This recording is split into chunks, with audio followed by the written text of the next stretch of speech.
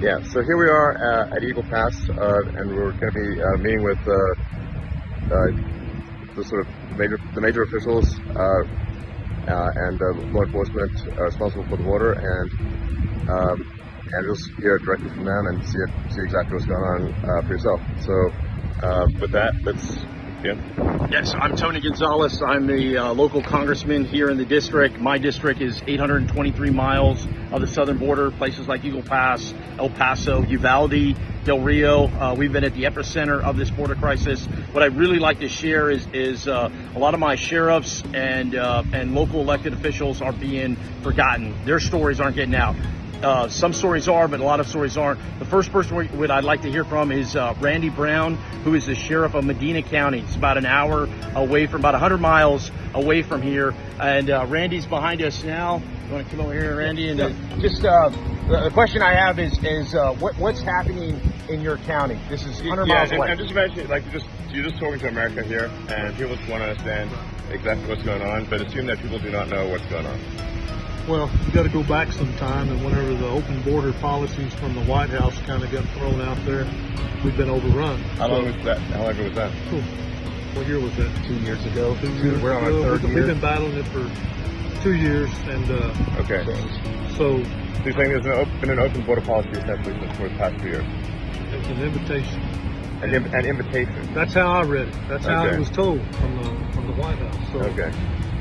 They don't have a clue what's going on here, I don't think, because if they did, maybe they would care. Maybe they would. I don't know. How does the train impact you? Because the trains have been a big story lately. There's a train just over here. This is kind of where it starts, Elon. Okay. Where you see, all these thousands of people on a train. This is where they're coming through, but it doesn't end here. It just starts here. Yeah. Medina County is where they're going to make it to the big cities like Cincinnati. Two major rail lines come through my county, and on those the illegals ride. They actually control the trains because they know how to crank down the brake on the car so that when it passes a heat sensor, the conductor has to stop the train, the illegals get off, the people come to get them, and all the stolen vehicles are stealing from all over the country. Nearly every one of them is a stolen vehicle. Okay. So then we get involved, and then they're trespassing on private property. Okay. And when you do get behind them, they run through fences, they run over equipment. Irrigation stuff is important to the farmers. They run over their equipment, they tear it up. We tear up vehicles trying to hold the line. We're trying to hold the line 100 miles away because the line is not getting held in. Because it's not that complicated to close the border. It really isn't. And that's everything's hard. I think the sheriff here will tell you the same thing. All right. Well, and just again, just assume that this is really just for the general public, and so we want to just frame the situation because not everyone knows like magnitude and is this normal or is it like so just if you could just frame the situation for the general public, that would be helpful. What terrifies me the most is we're seeing historic numbers, 11,000 people coming over daily for the past week. Here in Eagle Pass alone, 2,500 people, over 5,000 people in detention. But what worries me the most is this, in many cases, feels normal. The part that doesn't make it out on some of the news stuff is there is a golf course. We're literally standing in front of a golf course, and you have people playing golf as if it is normal. To the right, you have people that are coming over illegally.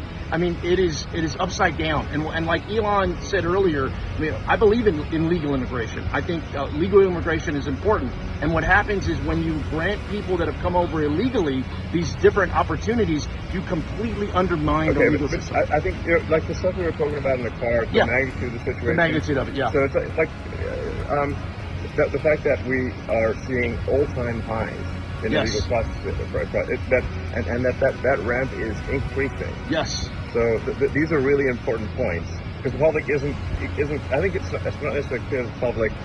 Is this normal or are we seeing an accelerating crisis? It's not getting better. It's getting worse. Last Friday a week ago was a historic number, 11,000 people that came over. Okay. And then on Monday, that number increased. Today is Thursday, and that number increased. We're only going in the wrong direction. This is a week.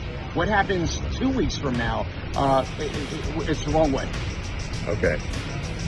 So basically, we're seeing unprecedented, all-time highs, and increasing. And spreading.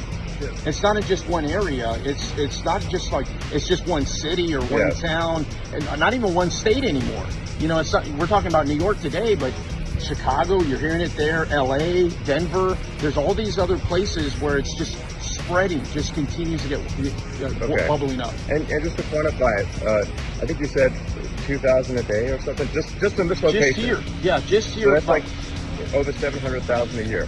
Just in this one location, yeah. Okay, just 700,000 sort of legal immigrants a year, just in this one location. Just in this one location. Okay. El Paso, right now in El Paso. That's higher than the population of Wyoming.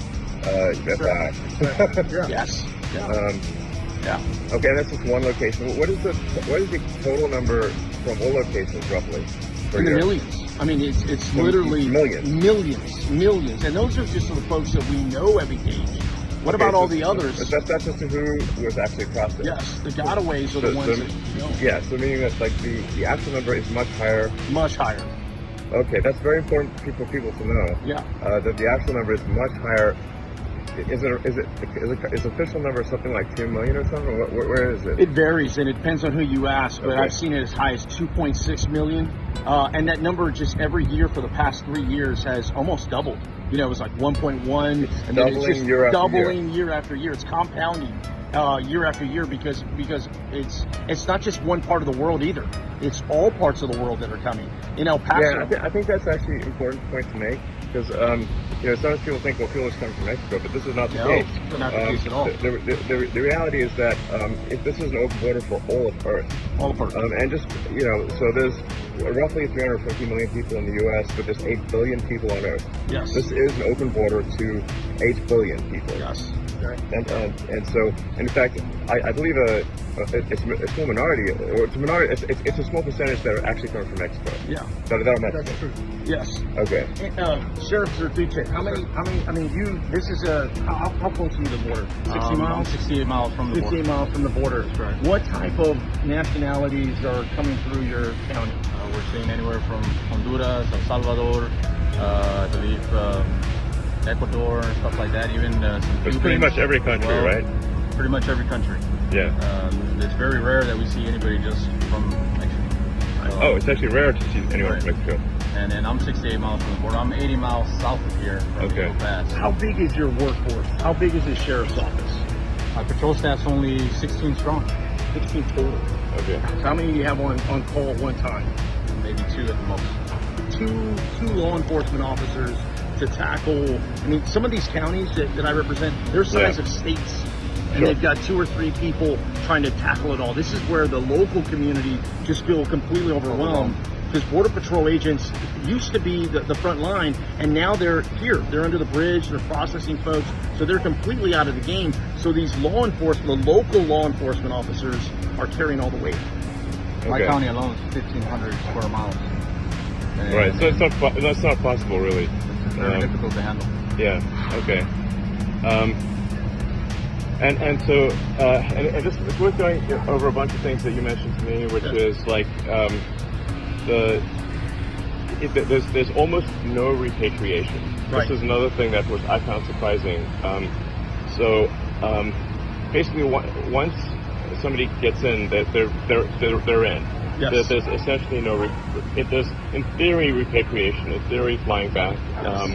And I believe you talked to the president of Guatemala and asked him would they take people back, and he said, of course. Yes, I said I'll take every single one of them. Yeah, no problem. No problem. All you got to do is ask call. us. Yeah. Ask, you just call. The White House just needs to call. Exactly. Okay. And every seems like that's like not a difficult thing. Elon, every White House has done that.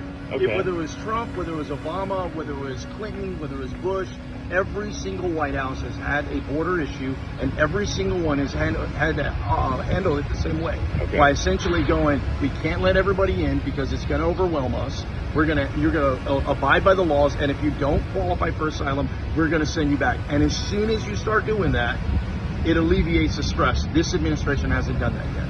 Okay, so and just so of the sort of roughly 2.5 million processed illegals, and then it's maybe as much as twice double that or something. I don't know. So Gotaways. Yeah. Call it like 4-ish million, maybe 5 million total processed and unprocessed.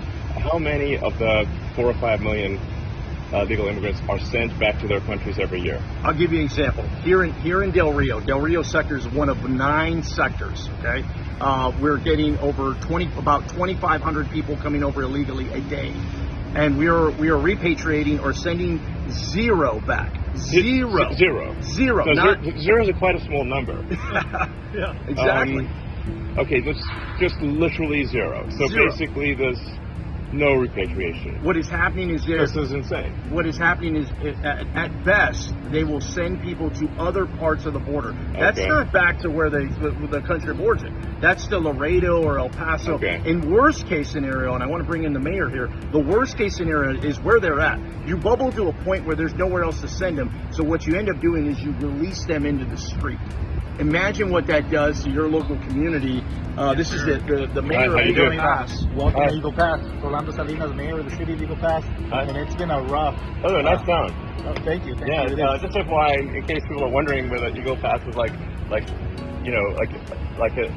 rundown town. It's actually really clean and nice, just FYI. Thank you so much. You Yeah. know, we're a city of 28,000 people, and we've had 19,000. That's right. So maybe toward the camera, I suppose. Eagle Pass is a city of 28,000 people. We've had over 19,000 people in the last about 10 days come in, so we don't have the resources. It's like more people are coming in by far, it's exceeding the population of the town on a regular basis. Absolutely. We don't have the resources to When you talk about the hospital, Absolutely. I think that's a piece that a lot of people are missing. Eagle Pass has one hospital.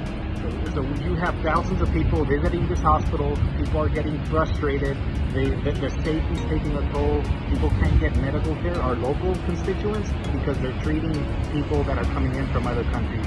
There's only so many doctors. There's only so many doctors, only so much we could do. The thing is, they're coming in without consequence, and the word gets out back to the countries, hey, come to the U.S., come to Eagle Pass, come one, come all kind of situation. And it's disappointing that we don't have a reform where we can solve this issue. The other thing about this too, Elon, is it should not be a partisan issue. I get it. The politics in it are lucrative. Exactly. There's certainly a temptation to make it a partisan issue. 100%. Yeah. But this is across the board. I don't care if you're E or an R, if you vote, don't vote, urban America, rural America, everybody's impacted the same way. When the crisis hits it's like a hurricane. When a hurricane hits you, everybody gets washed out. Sure. And it's no different. So I think there's an opportunity here. If we can message it in a manner of, this is about solutions. Hey, I get the finger pointing. It's easy to say why we got here. It's like, how do we just get out of here? And I think there are some real tangible solutions. Okay, so I guess like the first part of this video, and I'll take a minute to upload it once it's done, is just to frame the problem so that make people understand the magnitude of the problem, how quickly it is growing, and that there is basically no solution currently being implemented. Yes. Okay, and just to understand, like when you're telling me like sometimes people coming through are they have gang tattoos and they have the Katir tattoo on the part. Like I'm not sure maybe that everyone knows what tattooing a Katir on your face means. I visited. It's not good. It's not good. I visited. Just nonstop. I visited the facility here in Eagle Pass on Monday, and there was a guy that had face and neck tattoos, hand tattoos, and he had teardrops. And a teardrop is when you kill somebody. When you kill someone, and then you wear it as like a badge of pride. You're like actually happy that you killed someone, right? And you want people to know it, right? And when someone like that comes through and they say they're an asylum seeker, what do we do? So I'm in there, and I asked the Border Patrol chief. We're talking about basically a serial murderer. Because he has multiple serial murderer and proud of it. Yes. This is not somebody you want babysitting. No subtle. No, not at all. Okay. And so when I asked the Border Patrol chief, I go, hey, what's up with this guy? Yeah. And he asked him in Spanish. He goes, hey, have you ever been arrested before? He goes, oh, of course not. And he's like, no, I've never been arrested. And so what the Border Patrol chief said, he goes, we do not have records from people from Venezuela. Sure. So we can't track, unless they were arrested in the United States, we really don't know who some of these actors are. Many people you'll see are fleeing poverty. I get that. Sure. But there are others that are fleeing, incarceration. Yes. we are basically, it seems like the place where you can go to get away from the law. Yes. So Okay, well, I think with that, oh, and I see this sort of a, just a kind of a group over there that's coming in. So it's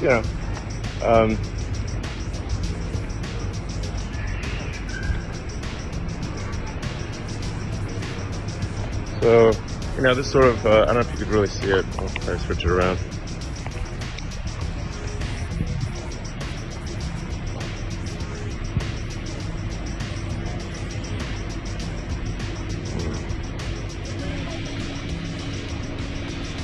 Well, I can't really switch around. So anyway, that's like, I don't know if you can sort of see that group, but that's a group there.